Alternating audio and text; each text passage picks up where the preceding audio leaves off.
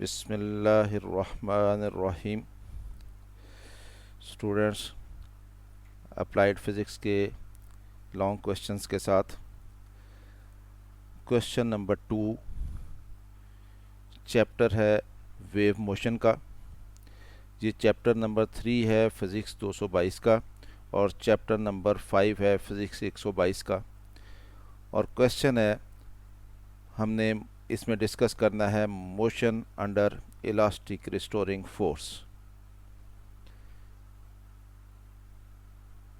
Question number 2 chapter 3 physics 222, chapter 5 physics 122।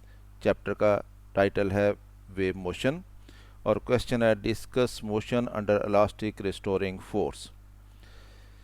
इस question में सबसे पहले हम इलास्टिक रिस्टोरिंग फोर्स देखेंगे क्या होती है, और उसके बाद फिर हम इलास्टिक रिस्टोरिंग फोर्स के अंडर बॉडी की मोशन जो है उसको डिस्कस करेंगे।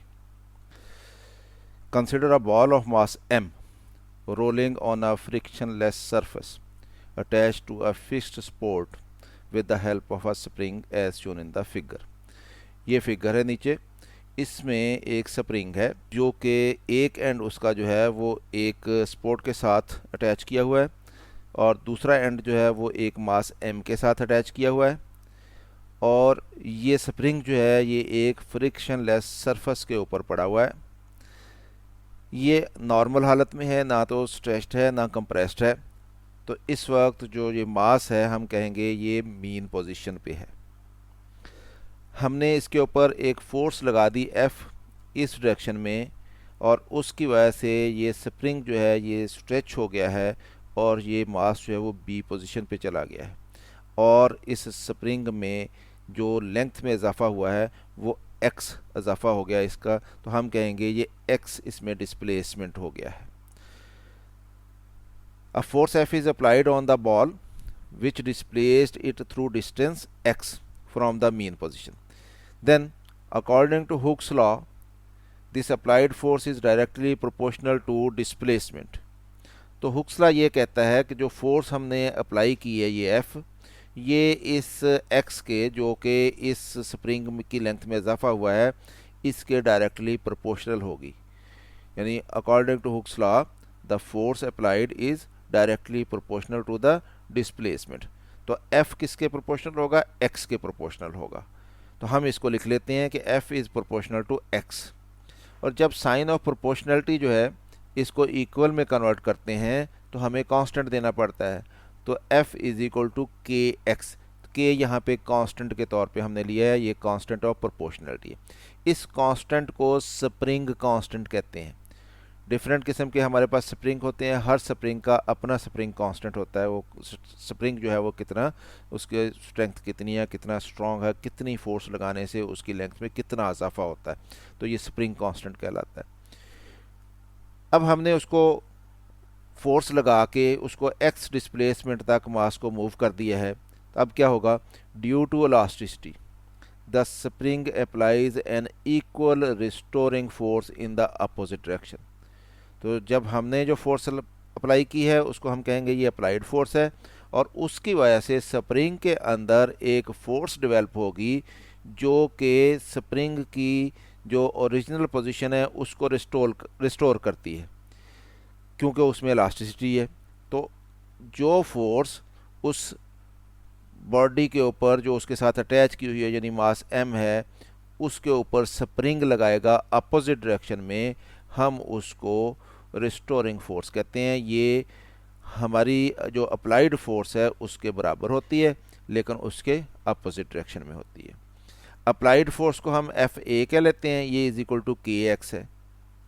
जबकि रिस्टोरिंग फोर्स क्या होगी उसको हम FR कह लेते हैं, R रिस्टोरिंग से। तो ये बराबर होगी KX के, लेकिन क्योंकि उसके अपोजिट डायरेक्शन में होनी है इसलिए नेगेटिव साइन के साथ आएगी।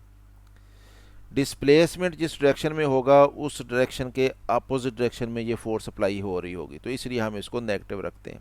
The negative sign shows that the restoring force is directed towards the mean position, और ये मीन पोजीशन की तरफ होगी। रिस्टोरिंग फोर्स को अब हम डिफाइन कर लेते हैं कि रिस्टोरिंग फोर्स क्या हुई। It is that force which tends to move a body back to its original position यानी mean position when the applied force is removed. हमने एक स्प्रिंग के साथ मास बांधा, उसको पकड़ के हमने फोर्स लगाई, उसकी लेंथ में एक्स इजाफा हो गया।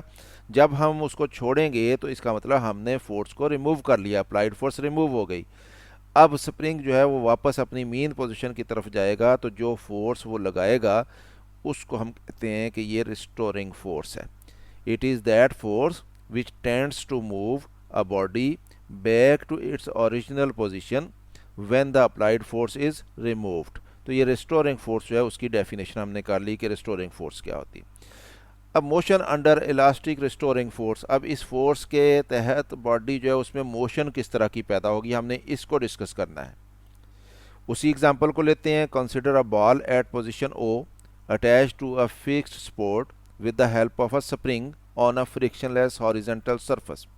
कि एक मास है, हमने उसको अटैच कर दिया है, बॉल टाइप का मास है, और उसको हमने अटैच कर दिया किसके साथ, एक स्प्रिंग के साथ। स्प्रिंग का एक एंड जो है वो एक स्पोर्ट के साथ अटैच किया हुआ है, और वो स्प्रिंग जो है एक हॉरिजॉन्टल फ्रिक्शनलेस सरफेस के ऊपर पड़ा हुआ है। अब हम उस बॉल के ऊपर फोर्स लगा देते हैं एफ, और उसमें डिस्प्लेसमेंट पैदा कर देते हैं x. If we apply a force F on the ball it is displace through a distance x to the point A. तो उसको डिस्प्लेस करके हम पॉइंट ए पे ले जाते हैं उसको ओ पॉइंट से। If the applied force is within elastic limit then an equal restoring force will act on the ball in the opposite direction. तो रिस्टोरिंग फोर्स एक्ट करेगी और वो अप्लाइड फोर्स के अपोजिट डायरेक्शन में होगी, यानी mean position की तरफ होगी। This restoring force acts on the ball at point A is given by, और ये रिस्टोरिंग फोर्स कितनी होगी, ये अप्लाइड फोर्स के बराबर होगी, लेकिन उसकी क्योंकि अपोजिट डायरेक्शन में होनी है इसलिए नेगेटिव साइन के साथ आएगी। ये डायग्राम दिखाई गई है। इस डायग्राम में ये स्प्रिंग है, ये नॉर्मल पोजीशन में है, और ये ओ पोजीशन में था, ओ पॉइंट पे था। हमने इसके ऊपर फोर्स लगाई, फोर्स लगा के इस मास को हम ए पोजीशन पे ले गए, तो कितना डिस्प्लेसमेंट हुआ, एक्स डिस्प्लेसमेंट हुआ।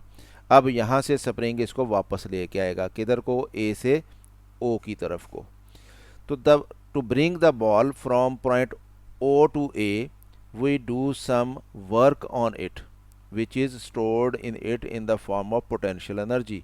तो यहाँ पे जब हमने इसके ऊपर फोर्स लगा के इसको ओ से ए पे लेके गए हैं, तो हमने इसके ऊपर वर्क किया है, और वो वर्क जो है वो इस स्प्रिंग में पोटेंशियल एनर्जी के तौर पर स्टोर हो गया है। इसका मतलब ये है कि ए पोजीशन पे इस स्प्रिंग में अब पोटेंशियल एनर्जी पाई जाती है।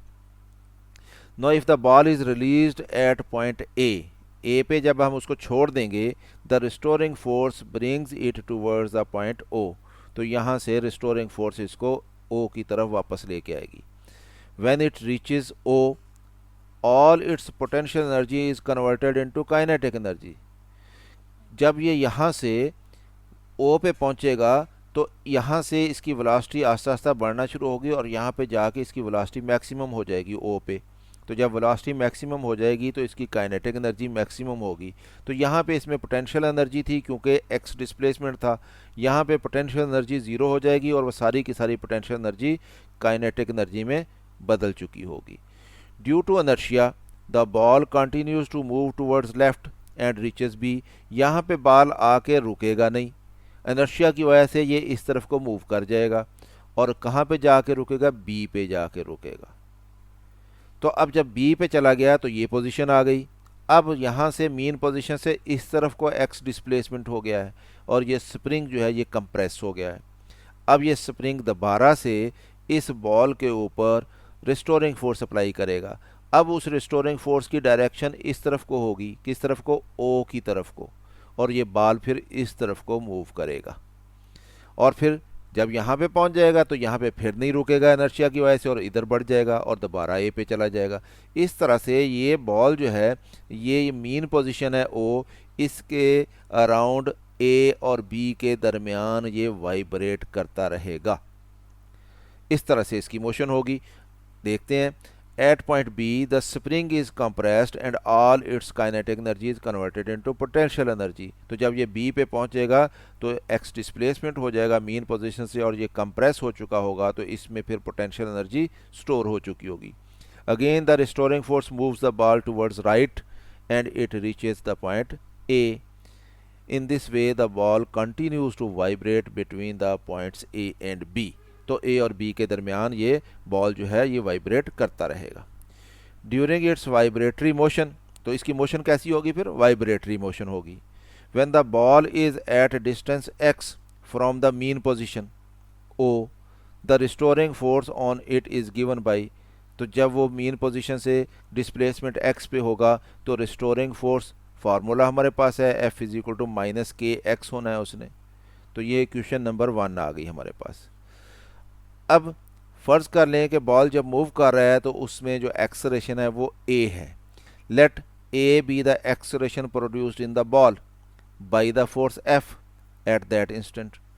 देन न्यूटन लॉ क्या कहता है? न्यूटन लॉ ये कहता है कि अगर बॉडी का मास m हो और उसके ऊपर फोर्स F लग रही हो और उसमें एक्सलेरेशन a हो तो उनका relationship F is equal to ma होता है, Newton second law of motion.